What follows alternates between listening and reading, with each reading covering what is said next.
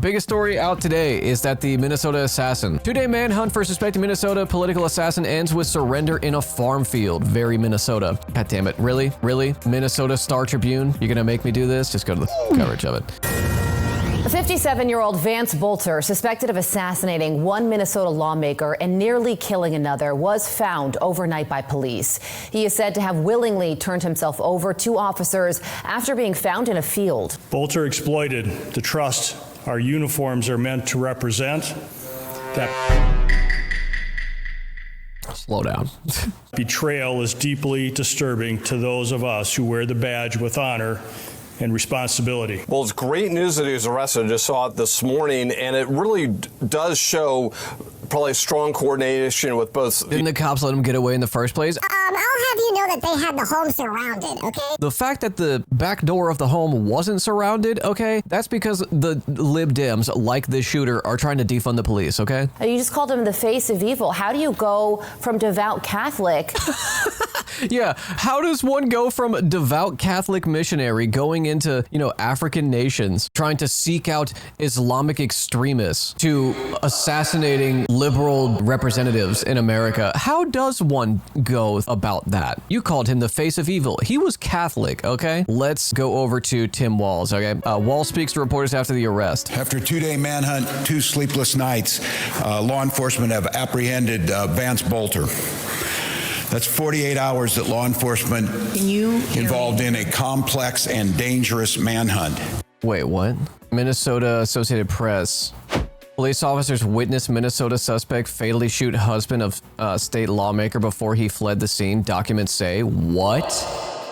The complaint says that the Brooklyn Park police officers arrived just in time to see Boelter shoot Mark Hortman through the open door of the home. It says that they exchanged gunfire with Boelter, who fled inside the home before escaping the scene. What? Man suspected of shooting 2 Minnesota lawmakers caught. The man suspected of killing Minnesota lawmaker and wounding another has been taken into custody. A criminal complaint unsealed Sunday night says Boelter faces 2 counts of second-degree murder and 2 counts of attempted second-degree murder in the deaths of the Hortmans and wounding of Hoffman and his wife. Hobbs were attacked first at their home in Champlin early Saturday. After police in nearby Brooklyn Park learned of that shooting, they sent patrol officers to check on the Hortmans' home. The complaint says Brooklyn Park police officers arrived just in time to see Boelter shoot Mark Hortman through the open door of the home. It says that they exchanged gunfire with Boelter, who fled inside the home before escaping the scene. I mean, that could mean that, the amount of time, right, is the question.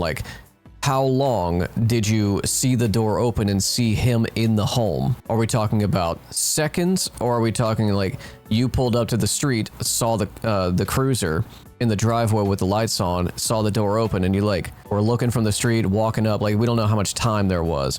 Second degree seems fugged. This is clear cut first. I think it's gonna get moved to first.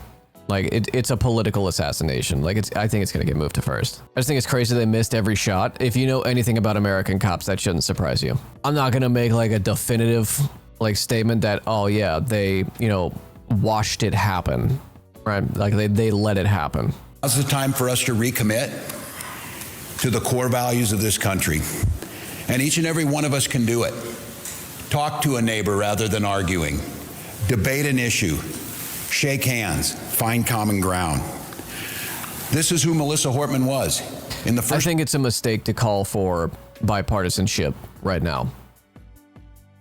It is incumbent on you as a political leader to draw a fucking line in the sand. This is the Republican Party would not take a moment to call for, bipartisanship if it was a Democrat that tried to kill Donald Trump, any Republican official, and be this is the product of the loony left. This is what happens whenever they're mutilating our children, when they're indoctrinating them into pro-jihadist, Islamist, Hamasist terrorism, when they let anti-Semitism run wild in our college campuses, when they're eating the dogs and eating the cats, letting millions of people into the country. They're creating chaos. No, you don't have to come up with all that crazy shit. You could just say, this is a byproduct of the violent rhetoric and the hostile to human life on this planet policies of the Republican Party. Yeah, of course, they're evangelical zealots funding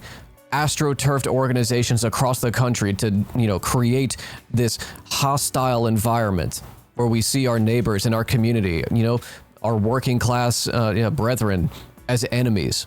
Like, they should be pointing out that this is a byproduct of the Republican Party. The vast majority of domestic terrorism and political violence in this country is done by right-wingers. It's done by neo-Nazis, and the Republican Party is all too happy for it. Hillary's saying that anyway, even though the shooter wasn't a leftist, which I have a thread on this, by the way. Democrats trying to figure out how to blame Trump for a violent Democrat murdering another Democrat for voting against Democrats. Yeah, I don't know, man. Every accusation is a confession, I guess. A Trump supporter that kills a Democrat, the sole Democrat to vote with Republicans to revoke healthcare for illegal aliens. A Trump supporter appointed by Tim Walz, whose wife interned for Tim Walz in 2010.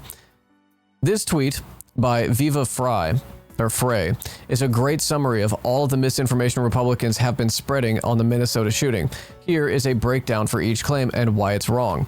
For starters, this post by Viva is meant to cast doubt on Vance being a Trump supporter. Conveniently, it omits that public records show Vance has been registered to vote as a Republican over the course of decades, most recently 2022. He is an evangelical Christian who we have on record preaching about how God can cure homosexuality. His confirmed roommate, who he shared text with right before the shooting, says he voted for Trump and was pro-life. Viva moves on to pushing the central crux of the right-wing misinformation narrative on Vance's motive. Viva wants you to believe that Vance is a deranged Democrat who shot Representative Hortman because she voted to take away health care from undocumented people. This theory is absurd. Bin Laden interned at CIA. Guess he was an American asset too, huh? Oh wait, right. The provision to take away health care from undocumented people was part of a broader budget bill. Hortman opposed that provision, but voted for it anyway because she thought not passing it would be worse. She was also not the only Democrat to vote for it. Yep. By their logic, Trump is still a Dem and still hangs out with the Clintons. Funny you mentioned that. Something that right-wingers will deploy when they're backed into a corner. If you're talking about, like Donald Trump, he's an insider. He talked about how he would donate to Democratic politicians, Republican politicians, so that, their policies, their votes would benefit him as a capitalist. And they'll pivot to, so he's not a Nazi then, because he's a Democrat, and maybe the Democrats are the real Nazis, right? Anything to get away from the core issue at hand. But here's the real kicker. With this theory, the senator he shot, Senator Hoffman, voted against the very same bill. Also, the other names on his hit list, including Governor Walz, the Democrat Attorney General of Minnesota, Congresswoman Ilhan Omar, abortion providers and pro-choice advocates, amongst others, have literally nothing to do with it. The list included dozens of other Democrats from Minnesota, including Governor Walz, Representative Omar, Tina Smith, Attorney General Keith Ellison, according to law enforcement sources familiar with the matter. Then, he moves on to the claim that Tim Walz appointed Vance. This is missing important context. Walz reappointed Vance to an unpaid bipartisan advisory board. Walz did not ever speak to or interview Vance. This is a nothing burger. People with diverse views were appointed to advisory boards at the time. Any claim that someone makes to say that he's a Dem, that he's a Democrat, that he's it's not a Republican, can't be a Republican. We already have a plethora of information, of data on this, that the vast majority of domestic terrorism in the United States is done by white supremacists. It's white nationalists, it's, evangelical, reactionary, fundamentalists, it's homophobes, it's, Christian nationalists, whatever, right? It's all right-wingers. Are there instances of someone who is either not apolitical, but politically indiscernible person, right? Like Luigi Mangione, right? The alleged shooter of Brian Thompson. His politics are all over the place.